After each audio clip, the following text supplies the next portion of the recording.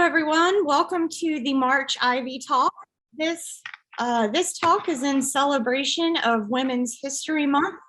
We are excited to be hosting this Ivy Talk.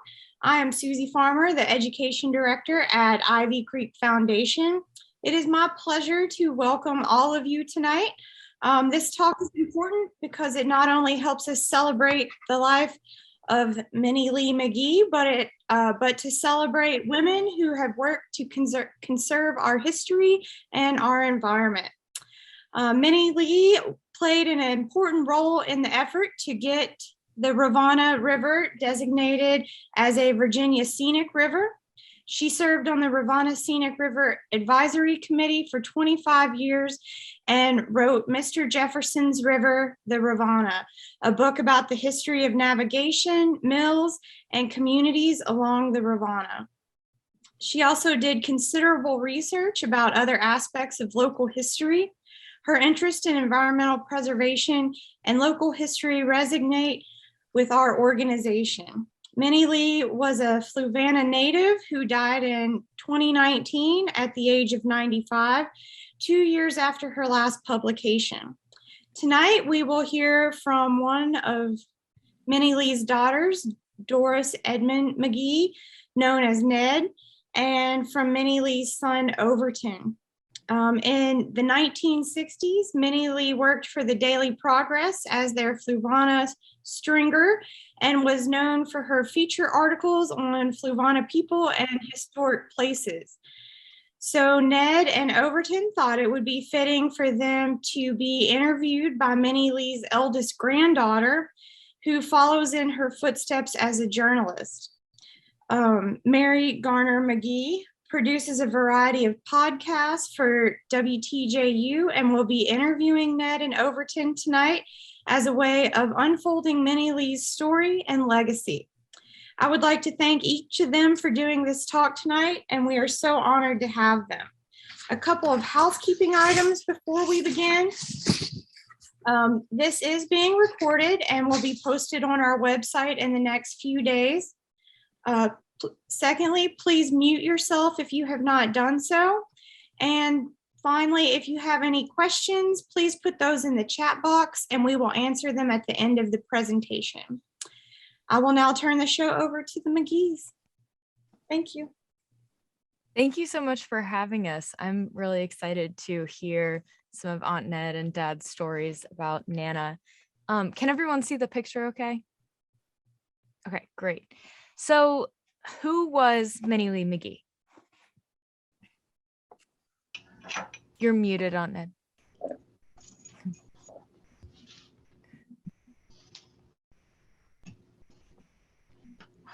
I would turn it down now.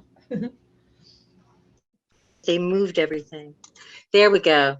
She was a little girl with brown eyes and wild curls who, befitting her future as an author, spent a lot of time by herself with her German Shepherd, Sandy. She was able to roam all 300 acres and more, more of the community. Or something. She was able to roam the fields and the woods and take the eggs to the store and bring back the sugar.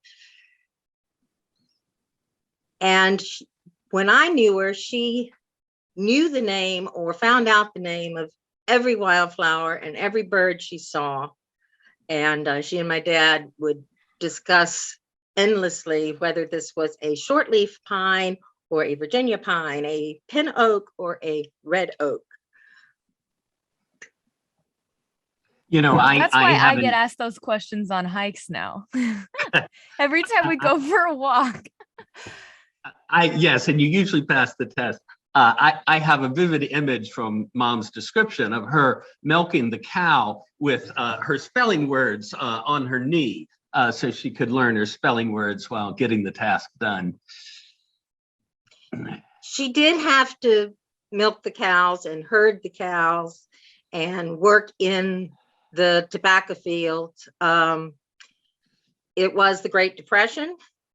The family had a mortgage to pay off, so they were dirt poor, and it I sometimes think it compromised her health that she had to work so hard.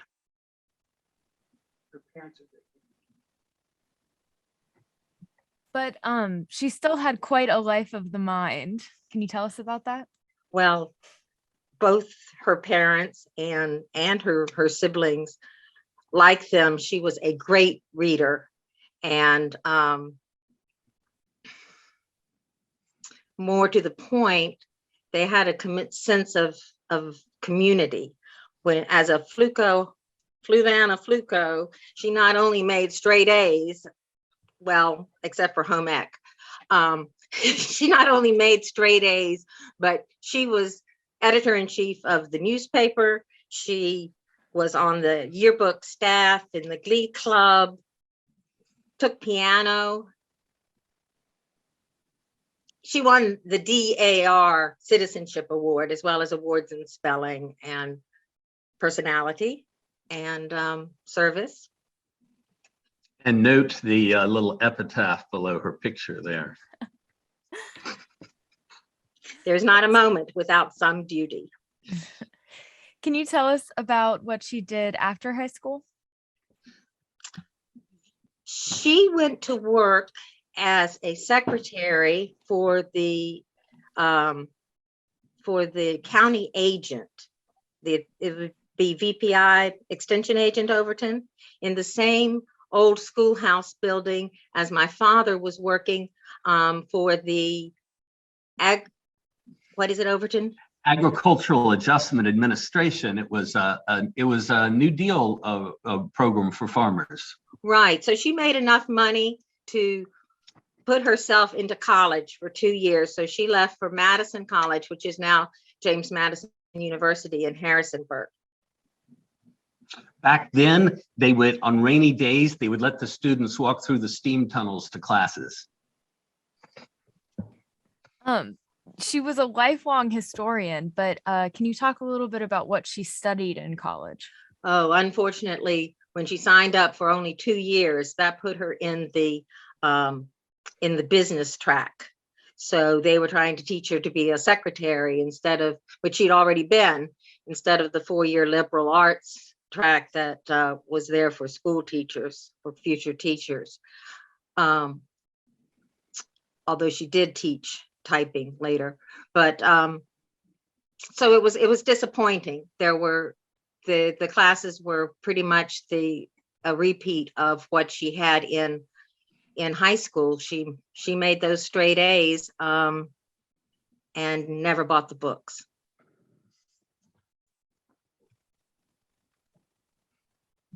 All right. And then she got married shortly before she left Madison College. Oh yes, Henry McGehee showed back up at a dance, this time with a diamond set in forget-me-nots and hearts, and they were married on St. Patrick's Day, 1945.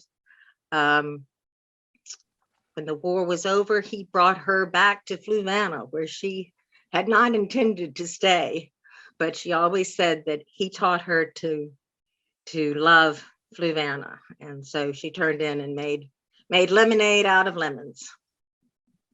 Can you talk a little bit more about that?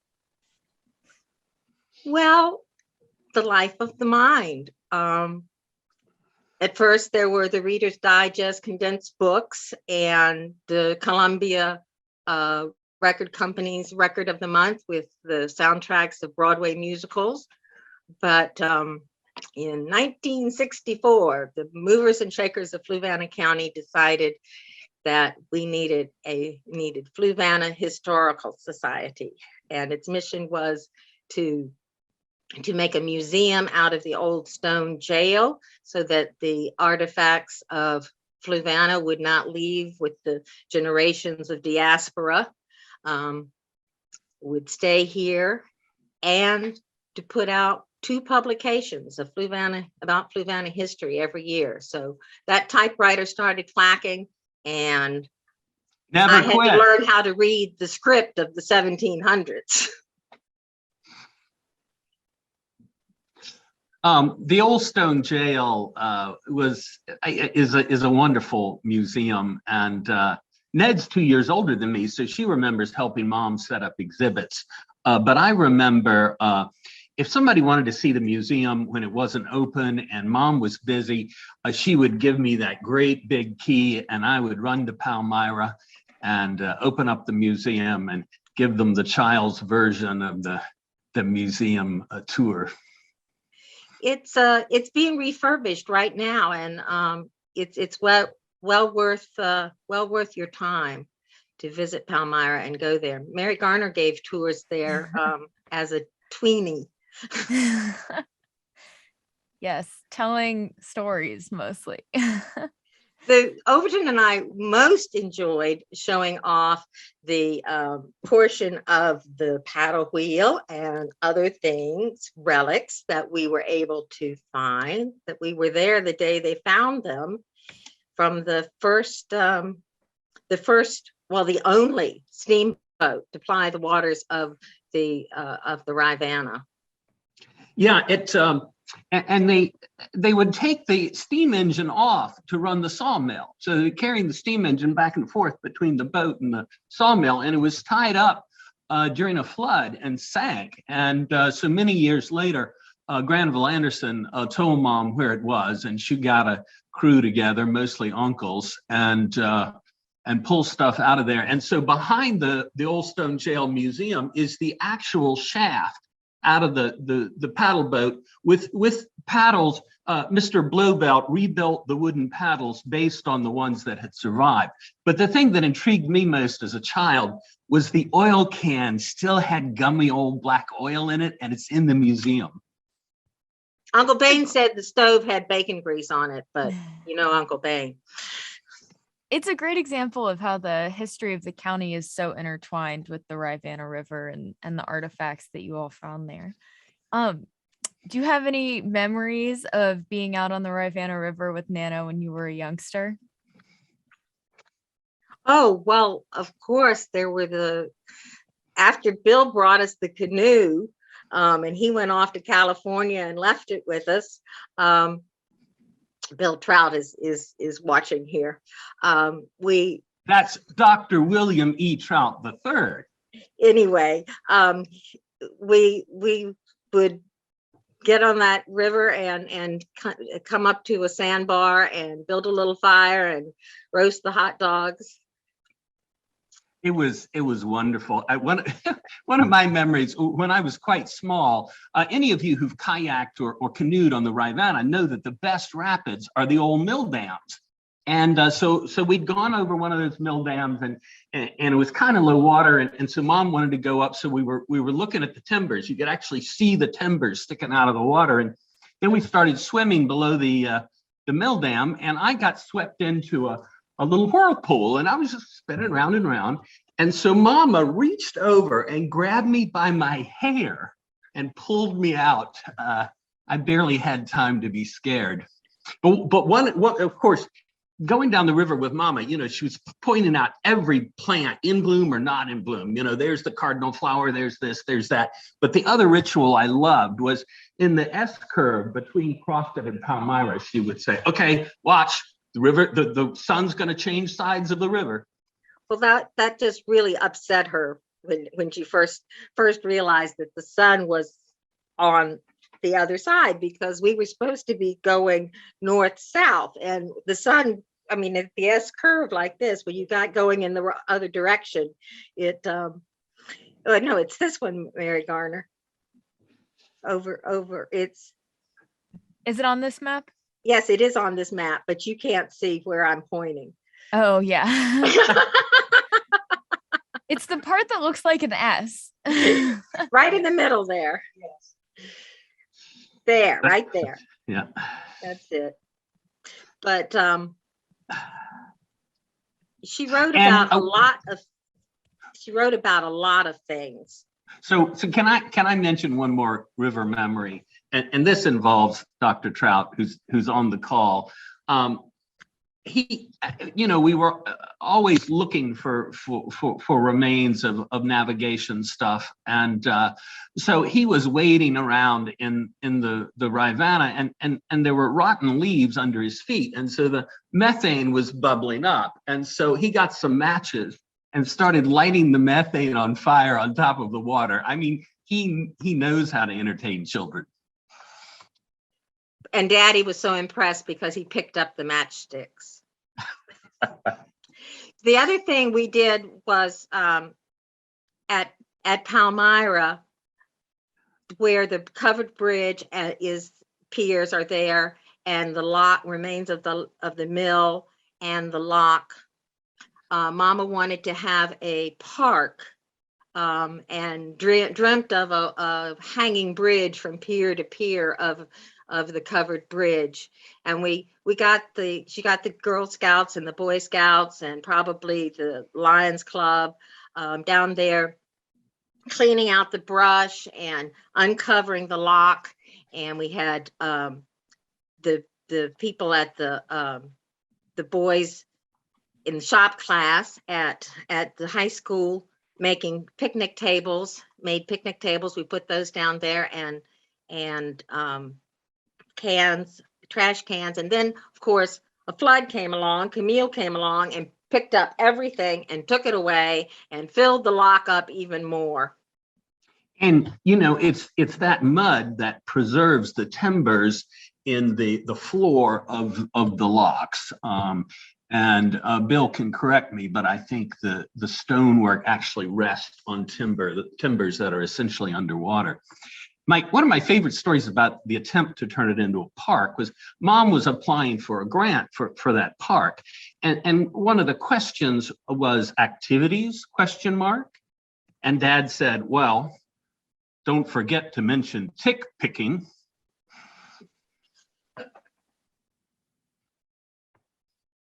So you all have so many great stories of spending time out on the river, and Nana was involved in getting the Rivanna River designated as Virginia's first Virginia Scenic River.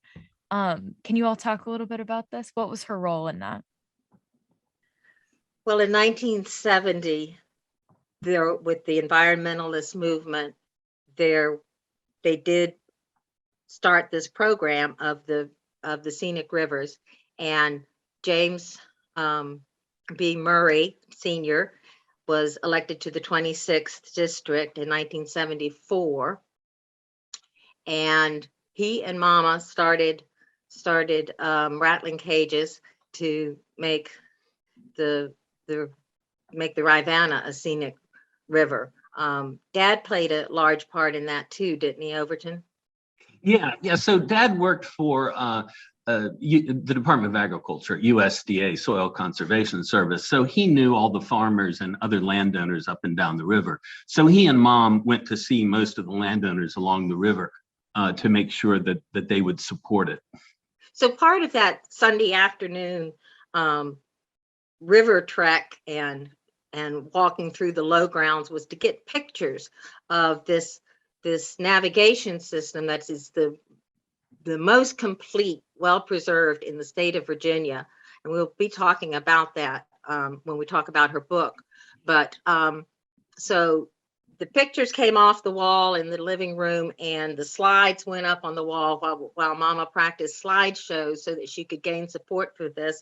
And went before, not only got our Board of Supervisors to support it, but went before the General Assembly of Virginia, a little housewife, went before with no organization behind her, went before the General Assembly of the state of Virginia, and Fluvanna became our first, the Rivanna in Fluvanna became the first designated scenic river in the state of Virginia. What does it mean for a river to be designated as a scenic river? Why is that important? Well, it's fascinating. You know, the legislation seemed a little toothless, but every time somebody proposes to do something along the river, the Albemarle County Board of Supervisors and the Fluvanna County Board of Supervisors consider the fact that it's a Virginia Scenic River. And of course, the state agencies respect it, and might get Allison Sappington to talk about that later. But my best example was when they were developing Glenmore, the farm, into Glenmore, the housing development. Mom and Bunny Murray and others were on the Rivanna Scenic River Advisory Board. And so they pointed out that the Rivanna is a pretty small river. And it's a big deal when you take more water out of it at low flow. And Glenmore's plan was to take water out of the Rivanna to water the golf course all summer. And the agreement they reached was that at low flow, they would not take water out of the golf course, but would pump water out of their own ponds. So that's an example, and there are lots of others. All right. Let's talk about the book that she wrote. Can you all introduce us to Mr. Jefferson's River? Well, Mama wrote about a lot of things for Fluvanna County, the post offices, the Revolutionary War, the taverns, the farmers, the schools, the Indians. But she always had this ambition to make what she called a coffee table book about her beloved Rivanna. And she and Dr. Trout had done so much research, and he had put out these wonderful atlases. Mary Garner, you're going to put up an atlas cover on the Rivanna Scenic River. And I'm going to have to plug these. The Virginia Canal and Navigation Society, go ahead, as an example, put out, has one of these for every river in the state of Virginia. And it's a guide, as you see, of the river. Stay on there, Mary Garner, stay on the map. It's a guide for people who float the river to be able to tell everything that they're passing along the river and look for the history. So that's why Bill's name is on the front. And I really am going to plug this book. You're going to have to get yourself a copy, because all of the Mama's book, because if you live in the Charlottesville area, it will give you context for so many place names and road names that you encounter every day. There's a road called Rio Mills Road. It runs parallel to the west of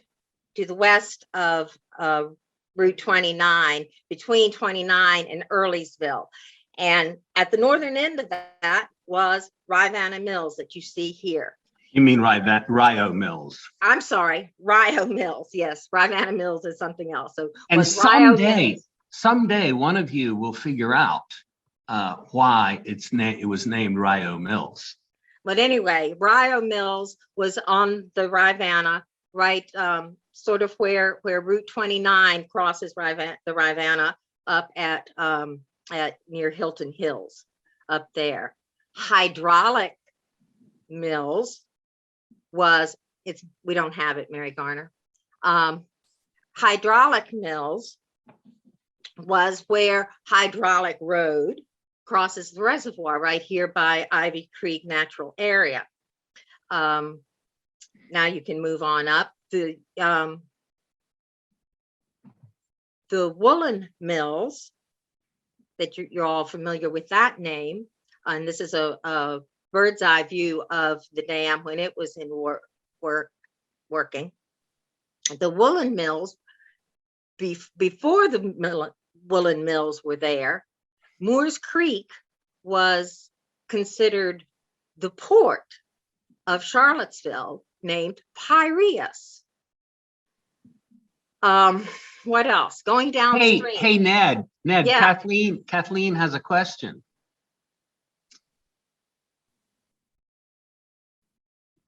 Actually, I wanted to make a comment, but I'll save it for later. It's about the Scenic River. Oh, cool. program. Yeah. Cool. Okay. Downstream of the woolen mills there's a drawing of Shadwell Mills, which Jefferson built on his father's estate. Peter Jefferson named his estate Shadwell because his wife, Thomas Jefferson's mother, was born in a part of London that is called Shadwell, down on the Thames. Jefferson himself built his own mills at Milton Falls. And later, Milton became a town in its own right, if you can imagine. Just like Barnardsburg in Fluvanna County was a town near the Crofton boat landing, and the remains of it went away when were destroyed when Lake Monticello was built. Union Mills also, can bring that up now, Mary Garner. Union Mills was also it's not there, a commercial center in Fluvanna. It's not there. Yeah, Ned, besides the grist mill for flour and corn, what else did Union Mills have? A sawmill. That's why you always say mills. In a sawmill, of course, there were everybody who came to the mill also would be interested in seeing a cooper or a blacksmith or and Union Mills, in fact, the mill workers lived on the place, and there was a factory there, a textile mill that made cloth during the Civil War. And so the looms were actually water powered, just like the grist mill and the sawmill, right? Yes. Yes. And so it's amazing to go look at these remains of Union Mills and Rivanna Mills and realize that they were the biggest centers of commerce, and now no one lives there because they're in the floodplain. So if you've ever wondered why Black 616 turns from Black Cat Road when it crosses 250 and becomes Union Mills Road, it's because Minnie Lee McGehee named the roads in Fluvanna County when we went to the 911 system. And if you ever kayak over the Union Mills Dam, when you get down below it, you will be utterly exhilarated. But look back upstream and see how far you dropped.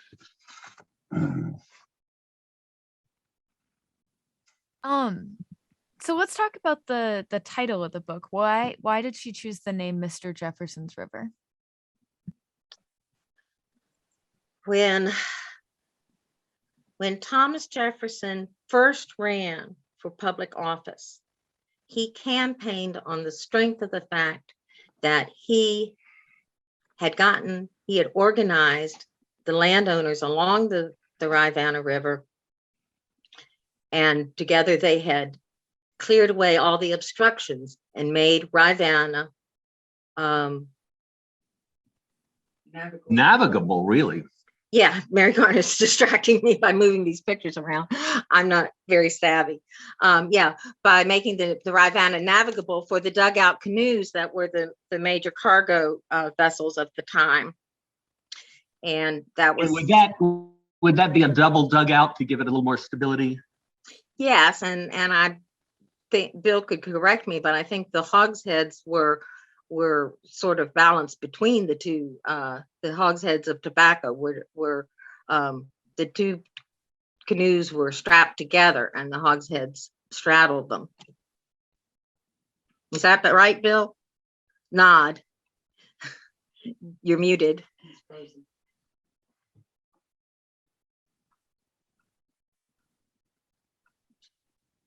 No, he's not frozen. He's just muted and doesn't know how. There we go. There we go. Okay. Yeah, that's right. Up in Nelson County, I think it is in 1760s, people were growing tobacco and in Fluvanna too. But they needed to get it to market. If they want to make a living out of it, they need to get it to market. So in the early days, 1760s, a boat was invented, taking two Indian type canoes and clamping them together somehow to put the tobacco hogshead on it, because tobacco was in hogsheads, and by law, a hogshead had a certain size. It's about 4 feet across and 4 feet high. So you could design a boat for hogsheads. These were big things, weighing half a ton. If you had to, you'd roll them. The whole hogshead would roll on a road, but that could damage the tobacco and the hogshead. So they'd rather go by boat. So in 1760s, the double dugout was invented, and then the 1770s, the Bateau was invented by the Rucker brothers. By that time, they had sawmills in Virginia at these mills. So you had planks. So these boats were made out of boards instead of logs. And if you've ever ridden on one of the reproduction James River Bateaus, some of them are extremely authentic because Bill was able to show them pieces of Bateaus that had been unearthed. And some of them are 70 feet long. And so they slither over the rapids. They bend. You think about it, my canoe doesn't bend, but a 70-foot long wooden boat bends. It slithers over the rapids, a thing of beauty. A lot of the dugouts were destroyed in a flood of 1771. And so the Rucker brothers, Benjamin and Anthony, as Bill said, invented the Bateau. The Bateau has a plank on the gun rails that the boatman walks and poles the boat. He doesn't paddle it, he poles it. And it could carry it. So that became the way of transportation on the Rivanna. And that meant that a different type of navigation had to be a different type of waterway. They started building wing dams that would make a channel, a sluice for the Bateau to go through. And they bypassed Jefferson's mill somehow and upset him dreadfully with this. But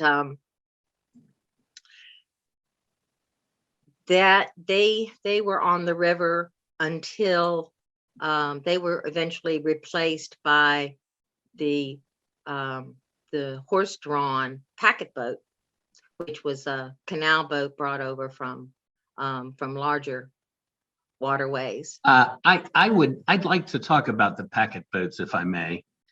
I'm hoping you'll also talk a little bit about the navigation system with the locks. Great. So the packet boats were huge.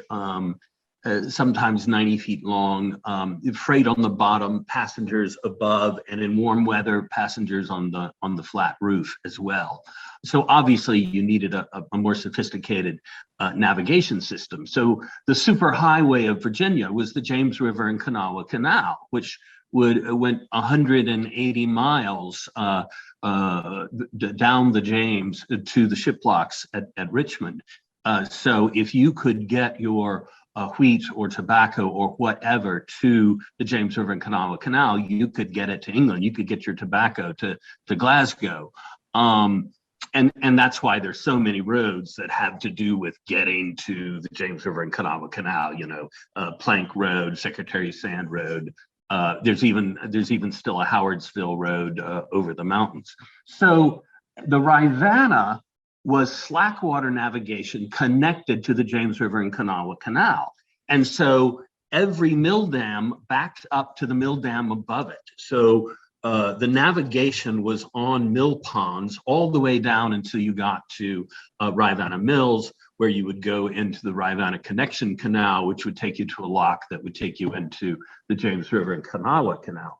So the way the locks worked, and Bill can correct me, but your your mule would be pulling your boat upstream in a mill pond. The mule would be walking on the towpath. They would open the lower gates. Your mule would pull your boat into, or mules would pull your boat into the lock at the level of the lower mill pond. They would close the lower gates. They would open the sluice gates in the upstream, the upper gates, to gradually let the water rise and raise your boat. Then they'd open the upper gates and your mule would pull your vessel into the next mill pond.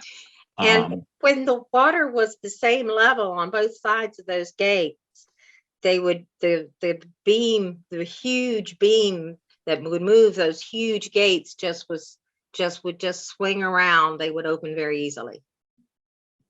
And Bill, am I right that some of the packet boats were 90 feet long? Yeah, they were 80 feet or so, and 15 feet wide.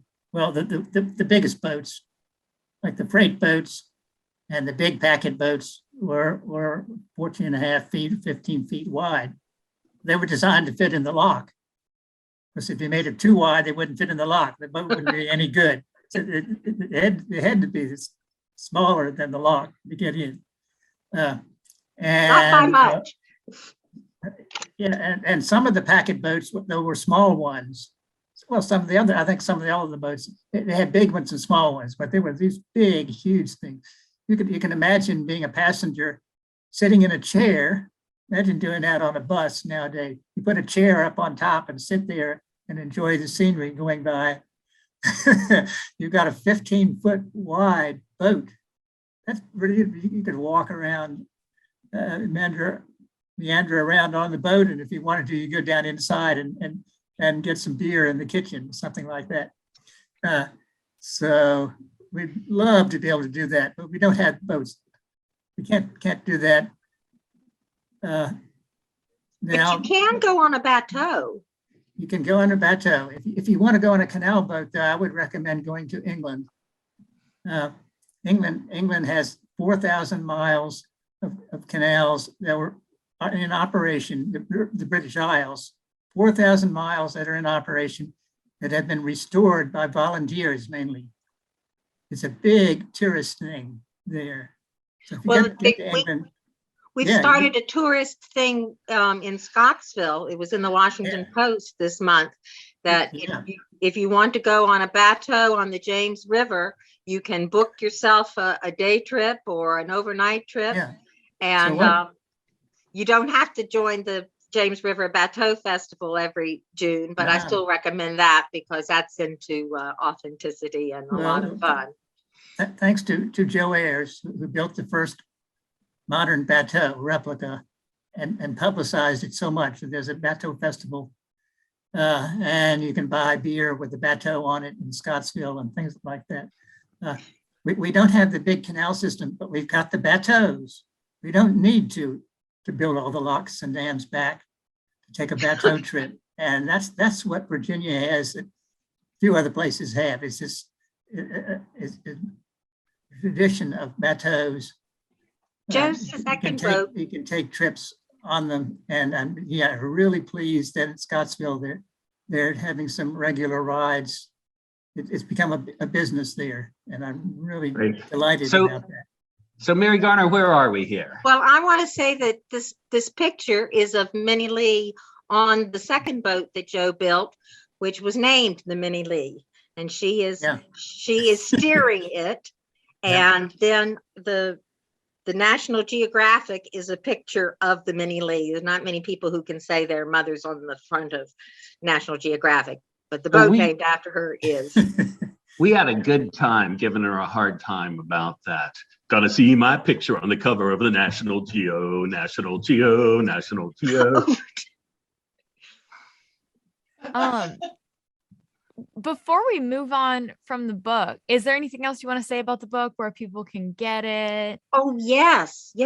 You contact the Fluvanna Historical Society, or you go right here to Mickey Tavern General Store in their at Mickey Tavern, the Meadow Run Mill has a general store that's going to be carrying it. And you can go to Palmyra and go to the Sweet Art Emporium. So I really am. It's, And- Betty says it's $18. And while Benefits the you're Historical Society.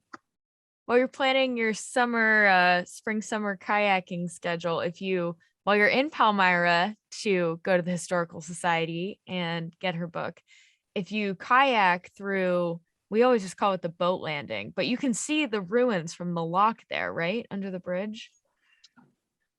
Yes.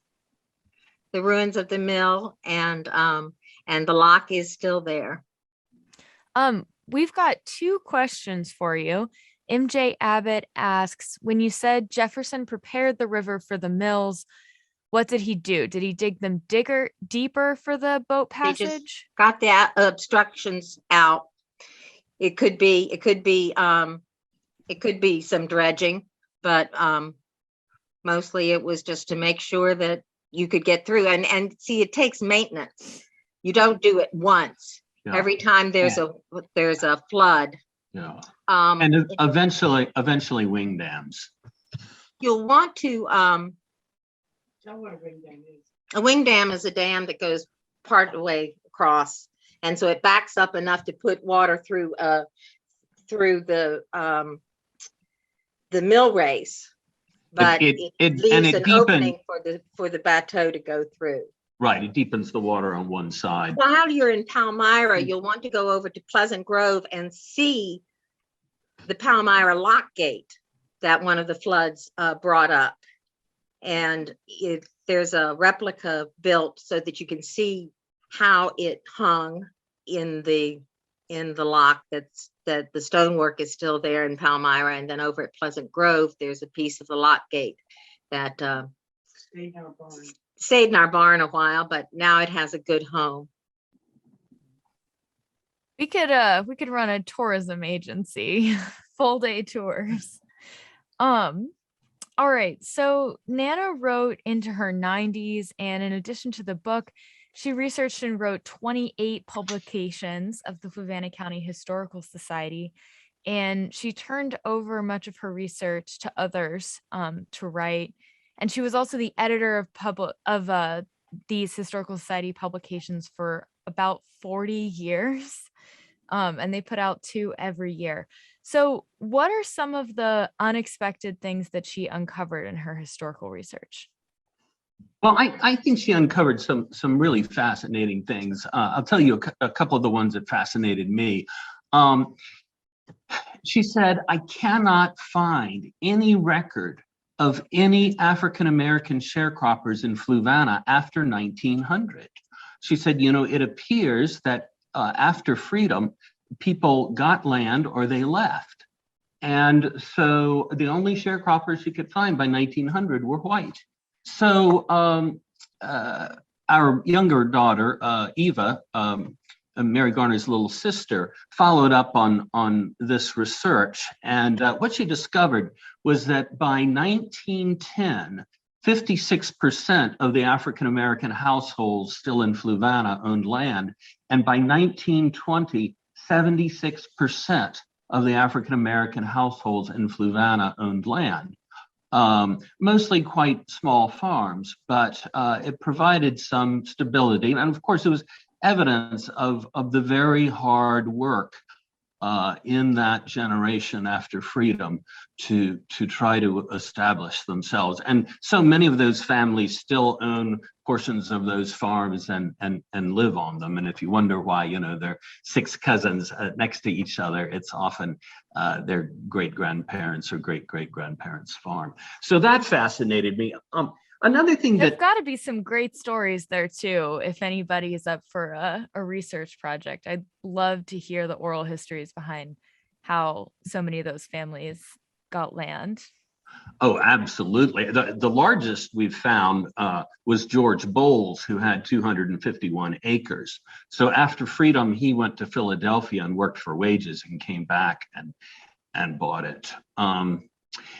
And the Payne family believed that a slave owner had given the land to them, but it turns out that that he paid market value for their land, which is still in descendants of the Payne family. Some of the things that fascinated me had to do with the Revolution. So Mom discovered that the leaders of the patriot cause, the revolutionary cause in Fluvanna, were not the traditional leaders. They were people who had already dissented from the Church of England. They were the Baptists and Presbyterians who had already broken away from the Church of England. So for them, breaking away from the king was a slightly easier step. And she just never thought about it before. And so a few years later, Rhys Isaac wrote The Transformation of Virginia. And he reached the same conclusion, that statewide, the revolution was led by dissenters from the Church of England. And his book won a Pulitzer. So I love telling Mom that Rhys Isaac stole her Pulitzer. Oh, and another revolutionary thing. Mom discovered that one wealthy Fluvanna family, the Paynes, not only paid taxes to Continental Congress, they donated to Continental Congress to support the revolutionary cause.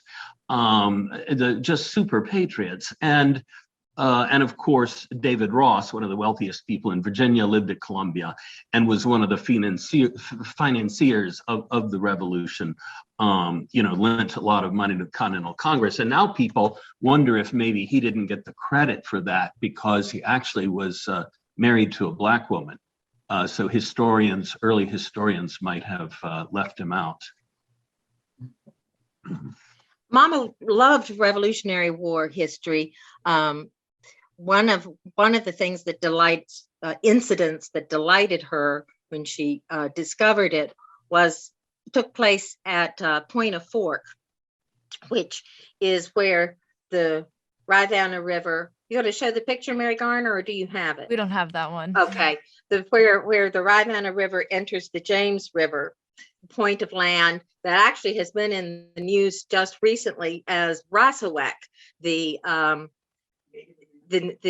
Native American Monacan nation holds it as a sacred place. And so they have just won a battle to keep a pumping station from being built on it. But in the revolutionary times, it was the strategic place to put an arsenal for the Virginia State Militia. So when Lieutenant Colonel Simcoe, with his Queen's Rangers, came into Virginia, they were headed for Point of Fork. Now, what happened next involves some North Carolina fellas that still loved the king. They were Tories, but they were with Simcoe, and they had the right accent, but they had the wrong uniform. So when they captured some Fluvanna militiamen out in the wilds of Fluvanna Woods, they made them change uniforms with them at gunpoint. So that just delighted Mom, and it made a very funny scene in the historical pageant we put on in 1977 for the bicentennial of the county, the farmers and people. Yeah, imagine a bunch of middle-aged Fluvanna farmers making each other change clothes on stage at Central Elementary. It was wonderful. Incidentally, everybody had a really good time with that pageant. Yeah, it was 1977, and actually it was the 200th anniversary of the formation of Fluvanna when it split off from Albemarle, and actually Ned and Mom wrote the pageant. She didn't want the old one from 150 years to be used. She says, we've discovered so much real history. Why make up some fairy tale? So this was, she would tell me something, I would write the scene, and I'd go to rehearsal that night. And then the next day we'd write another scene, and everybody in the county had something to do with it. The Black choir sang, and we danced the minuet when Lafayette came to visit, and I'm getting way off the subject.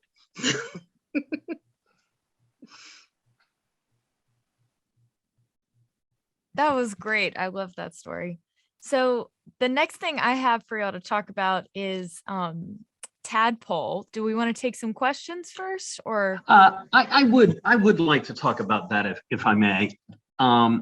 So, gosh, at least 15 years ago, Mom heard that a piece of land was coming up for sale, and it was the only place she knew of in Fluvanna with yellow lady slippers. And she said, well, let's see if we can raise some money and buy it and give it to the Nature Conservancy. So I called the Nature Conservancy, and they said, and I said, it's got yellow lady slippers and wild azaleas and cinnamon fern, and or it might have been, sorry, anyway, one of the ferns. And they said, I'm sorry, those aren't very rare. And so we would accept the donation, we would put the land under conservation easement, and we would sell it on the open market. And that wasn't what Mom wanted. So she said, we need to start a nonprofit that will accept donations of land for conservation purposes and have public trails.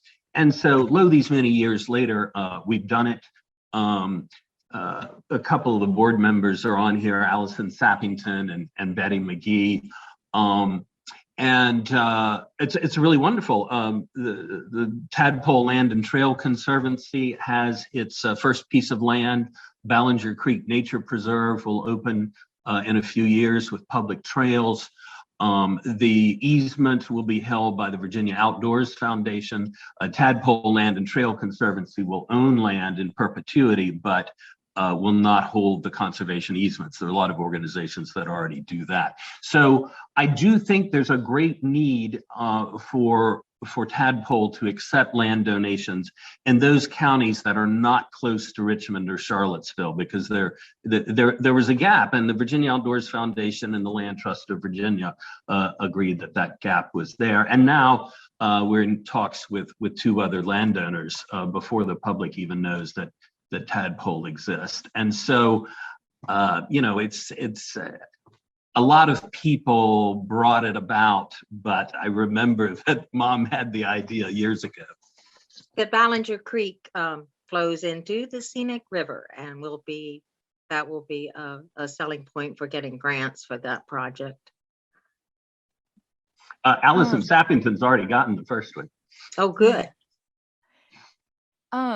Do you want to read us what Nana wrote about preserving nature when she left the McGehee family farm? I would love to do that. I want to tell one more story about Mom. I mean, you just never know what's going to make an impression on children, but Mom was the first county-wide voting registrar in Fluvanna. So she became registrar right after the Voting Rights Act passed. And so right after Virginia dropped the poll tax in, I guess, 65. And so a lot of African Americans were registering to vote for the first time. And, I got to watch them do that. And, some of the elderly people would say at the end, they would say, "What do I owe you, ma'am?" And she would say, "Oh no, voting is a right, and there's no poll tax anymore." And she held hours in the living room. People came and came and came to get themselves on the rolls. Oh, it was a fabulous moment in history, and she got to be a part of it. Okay, Mary Garner asked me to read something that Mom wrote when she put our farm under conservation easement. Although I have witnessed the disappearance of Fluvanna habitats for dewberries and wild strawberries, and for the cress salad gathered in the spring, and I know of no creek banks now lined with raspberry briars, my farm does have blackberry thickets, and I know that the Bob White, whose call used to be so constant a comfort, do like a thicket. The flash of a red-winged blackbird means the fence row of cedar trees hides a nest. Dragonflies zip, minnows zoom, while the tall spires of red cardinal flowers look for their reflections in the still surface of the pond. There are vistas shimmering with June bugs and grasshoppers, sunsets adorned with blue herons on the wing. Night brings a dance of lightning bugs to the bullfrog's drum and the peeper's strings, just before the whippoorwill asks its lonesome question. There, the sound of traffic is still attached to the glow of a single set of headlights, and the imprint of the old Whitehall Road, first traveled by Piedmont, Virginia's early settlers, is to me a symbol of hope that a little bit of rural history will live on, and that a little bit of rural will outlive history. In case there is ever again a time when children delight in the discovery of a wildflower by the creek, spend summer days lying in the grass, watching the clouds, can tell the different trees apart by their patterns of bark and winter branches, and know which of their neighbors' ancestors has an unmarked grave and exactly where on yon hill, I'm hoping that some portion of Fluvanna County will still be countryside, not just real estate. I would like for my husband's family farm to be a part of that country. Yours, Minnie Lee McGehee.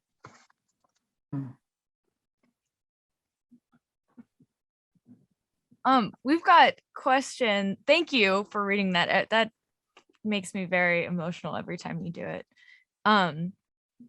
We've got some questions in the chat already. So MJ Abbott wants to know, can you please share the history of the McGehee family in Fluvanna County? And I'm gonna challenge you to do this in like 5 minutes or less. And we're rank newcomers. Seriously, Mary Garner is only the 8th or 9th generation of our family in Fluvanna. Now, if you want to Minnie Lee was not a McGehee. Minnie Lee was a May, and they were Tar Heels and came from North Carolina. Yeah, she was born here. From Yadkin County. Her parents were born in Yadkin County.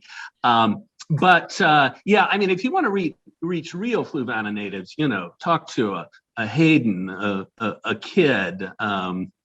Look at the 1790 census. We might have one ancestor in there, but there are a lot of Fluvanians who have a dozen ancestors in the 1790 census.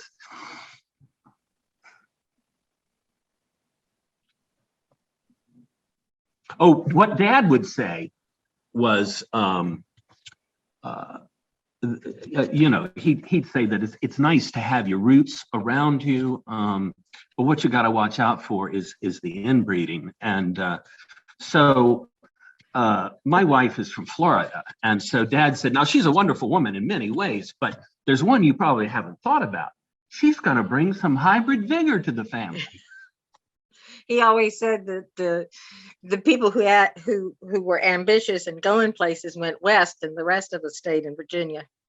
That's right. He said, all I can figure, we're still here after 400 years. All I can figure is we must descend from the timid and the feeble-minded. James Franklin May brought the family furniture. Oh, my mother's father brought the furniture and the cattle. He rented a railroad car, and in Haydensville, Virginia, where they first settled out of North Carolina, he sent the family ahead, and he put the household goods and the livestock and came to Carysbrook, Virginia, and they met him on the train, and that's how they set up housekeeping. And Uncle John was born. And then Uncle John was born here, and Mom after him. Dee Dee Smith asked if we have recordings of Nana's voice, and said they'd love to hear her read the piece that you just read. Yeah, that would be lovely if we had that. But if you have time, go to the Fluvanna County Library and ask for the Historical Society videos. And Mom is on some of those. She was really rather reclusive. She'd rather write, and she wrote that in her 90s, so she wasn't reading it. You can barely read the signature. I have one recording that Eva took surreptitiously of her giving a tour of her garden in her 90s, which I really treasure. She's on the one about Palmyra. She and Miss Tally recall Palmyra. And where is it? At the It's historical? at the library. At the library, she talks about Palmyra. There's a video. And she was on the radio at some point too, right? Isn't there a radio recording somewhere? Well, I don't know if the recording still exists, but George Bowles had a radio show, and so he interviewed her about General John Hartwell Cock. And I'd never thought about Mom having a Southern accent until I heard her on the radio. Well, he was an emancipator. He was an agricultural innovator. I'm exaggerating, but it was sweet. You're not exaggerating that much. So are there other questions? Did you want to say something way earlier, Ms. Kilpatrick? Yes, I just wanted to say, well, two things about the Scenic River program.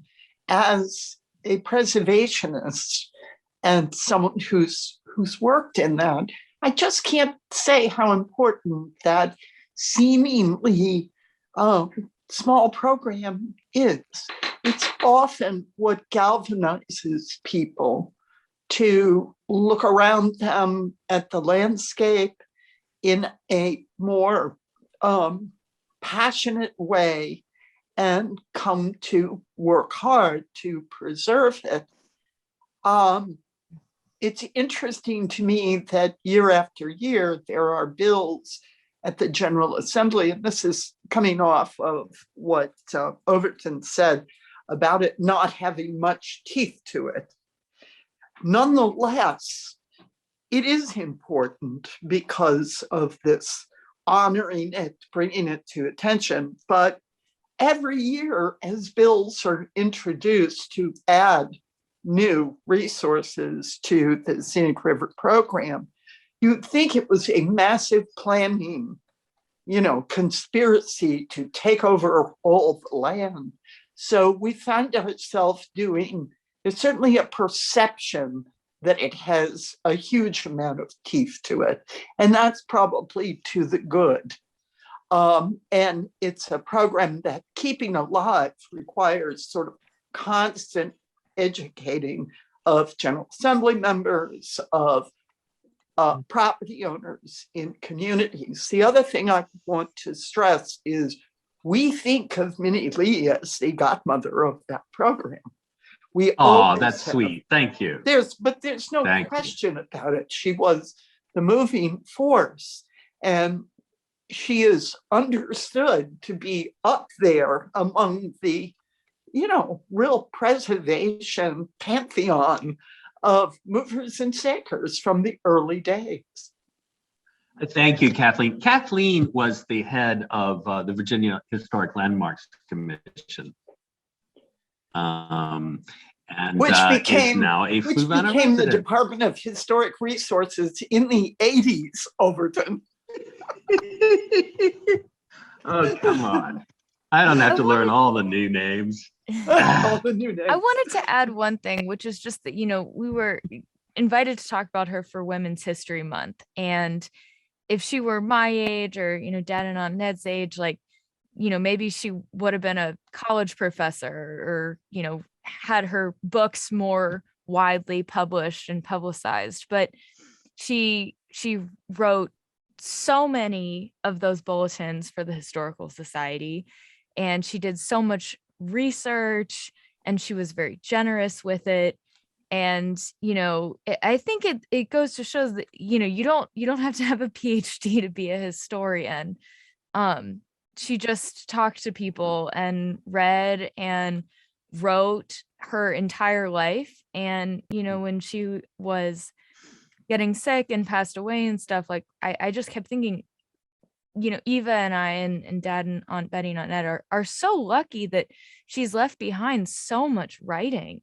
I mean, for so many people, when elders pass away, you lose so much of their work, but not with her. We have shelves and shelves of her research and her ideas and her writing that she's left behind for our family and for everyone. So She always said she was so lucky that she lived in a time when she could talk to people who had actually been there.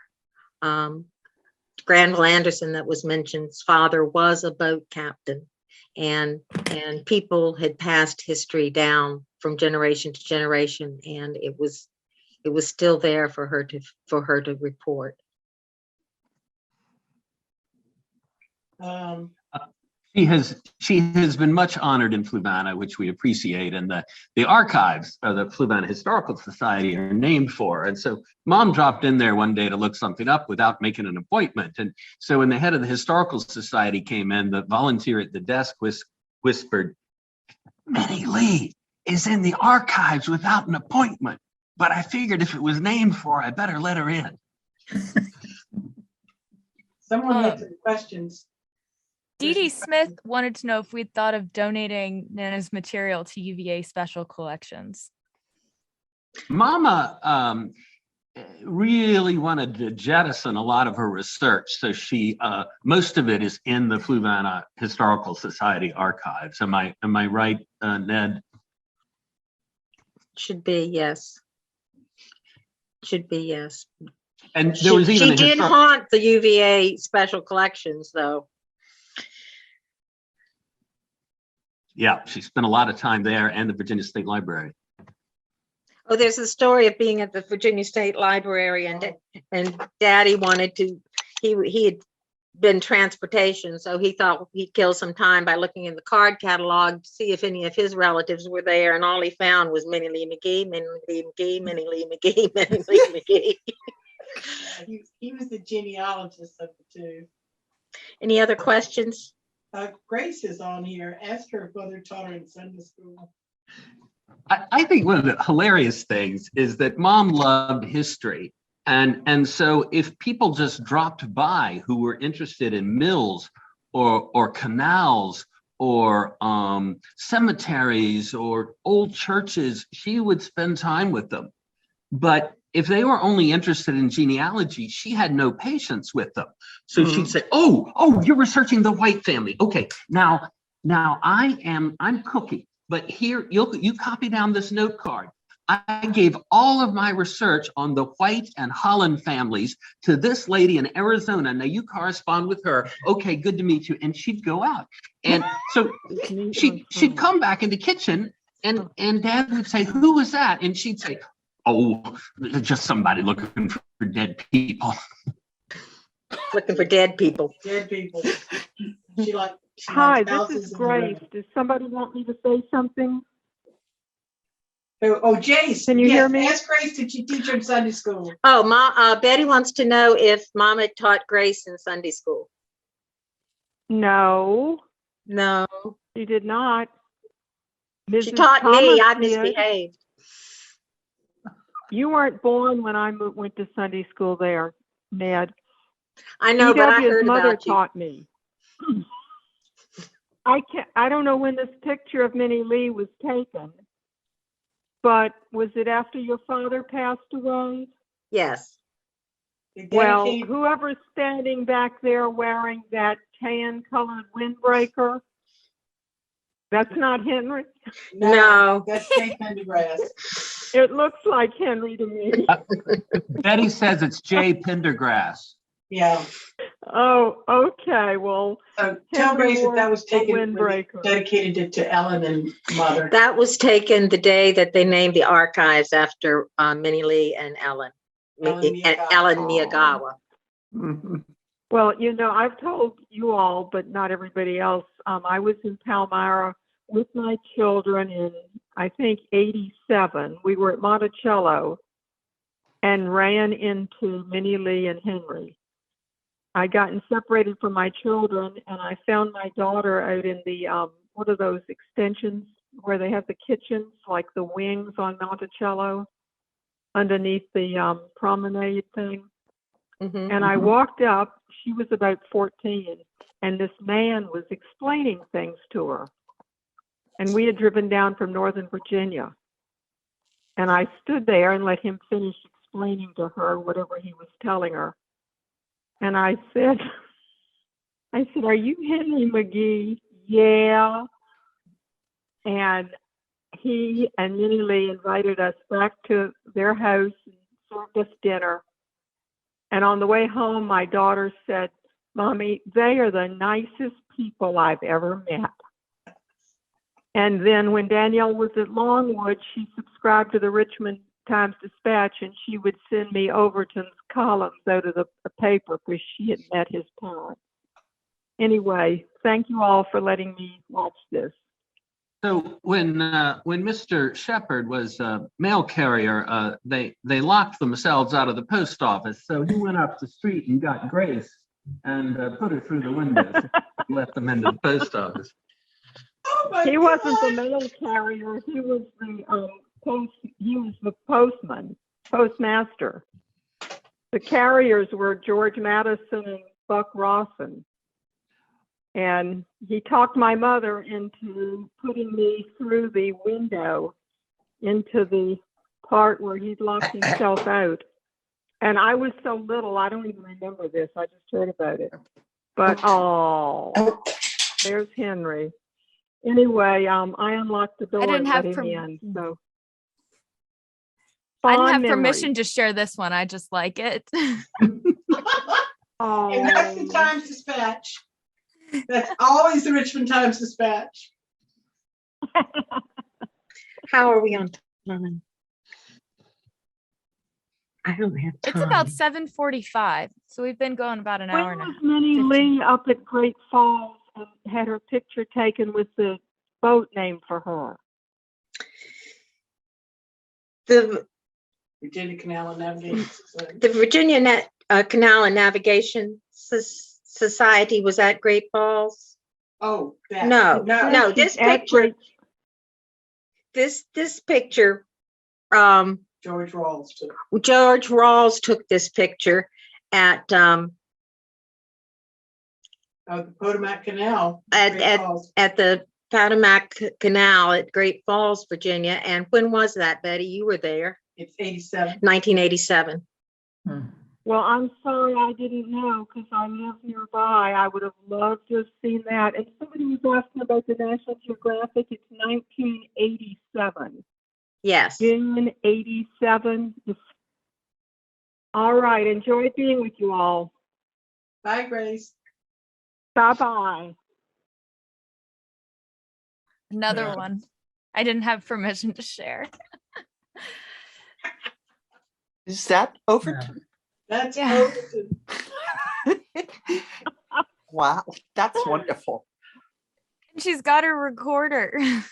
Oh, well, tell them about the Fluvanna wrecking. Well, that's the Fluvanna that replaced the Minnie Lee. And she was on it taking a Upper ride James. on the Upper James. And she had just gotten off and the thing hit some rocks and cracked up just big time. But Oh, they had gotten Minnie Lee off just in time. If Fluvanna goes down, Minnie Lee wasn't going down with it. And the Bateau Festival is living archaeology. One of the boat captains said, I used to wonder why there's so many bricks in the James River, but when we got stuck in the rapids, we wanted to get all the weight off the boat we could. So we took the bricks of the hearth out of the Bateau and threw them overboard. So that's living archaeology. Now we know why there's so many bricks in the James. What year was that? That actually was about 94.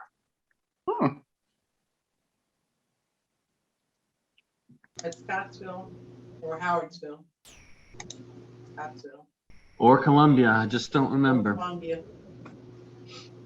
So, Ms. Farmer, was there anything else you wanted us to talk about?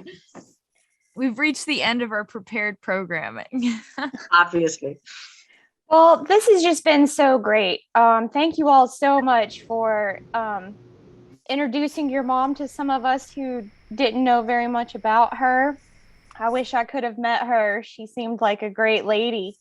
And so many things that you all talked about today go along with our mission at Ivy Creek Foundation as far as conservation and preservation. And So just thank you all so much. This talk was so interesting and so informative.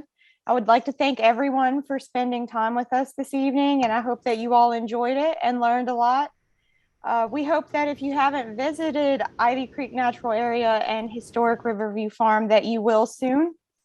And if you're interested in native plants, which we're talked a lot about this evening, we will have another Ivy Talk on April 20th called Bringing Natives Home by Kathy Clary. And that's all about the importance of planting native plants in your gardens. You can sign up for that event the same way that you did this evening through our website, which is www.ivycreekfoundation.org.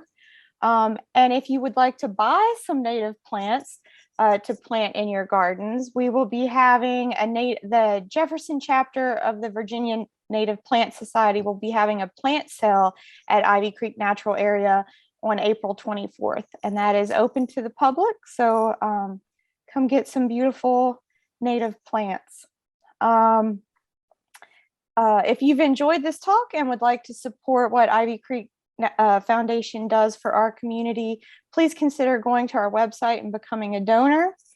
Otherwise, thank you all so much for joining us, and enjoy the rest of your evening. It was really great. You all are awesome. And we want to thank you all for being interested in a local historian and local advocate of preservation, and please keep up the great work that you do.